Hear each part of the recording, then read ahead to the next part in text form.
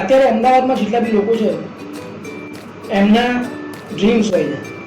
જેમ કે પહેલાં એવું હતું કે ભાઈ આપણે એક બંગલો હોય તો જોડે કાર જોઈએ, અમદાવાદમાં બીજા 2-3 ફ્લેટ્સ જોઈએ.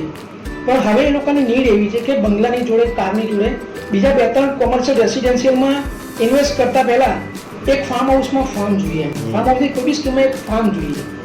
તો અત્યારે એ ડિમાન્ડને ધ્યાનમાં રાખી અમારી એવી ઈચ્છા છે કે અમદાવાદમાં મેક્સિમમ લોકોને પોતાના પર્સનલ ફાર્મ હાઉસ હોય અને એ લોકો નેચરથી કનેક્ટેડ રહે. એક પહેલા થોટ પ્રોસેસ એવું હતું કે લોકો ફાર્મ હાઉસ અને આઉટસ્કર્ટમાં જે મકાનો હોય એમને સેકન્ડ હોમ તરીકે ગણતા હતા. હવે એ વિઝન બદલાઈ રહ્યો છે, સેમ જ છે, શું છે આમાં? ના, બિલકુલ બદલાઈ રહ્યું છે. હવે લોકો એને ફર્સ્ટ હોમ તરીકે, જેમ કે અમારી પ્રાકૃત શિલા સર્કલથી 32 કિલોમીટર છે, તો બી છતાં બી ત્યાં આગળ અમારા ક્લાયન્ટ એનો ફર્સ્ટ હોમ તરીકે બી યુઝ કરવાના છે. કેમ કે આજે રોડ કનેક્ટિવિટી એટલી ઇઝી થઈ ગઈ છે કે જેથી લોકોને અડધો-પોણો કલાકનું ડિસ્ટન્સ કશું લાગતું નથી. જ્યારે તમે ઘણા બધા જોતા હશો કે લોકો મેટ્રોમાં કે રેલમાં અમદાવાદથી બરોડા, અમદાવાદથી સુરત અપડાઉન કરી રહ્યા છે.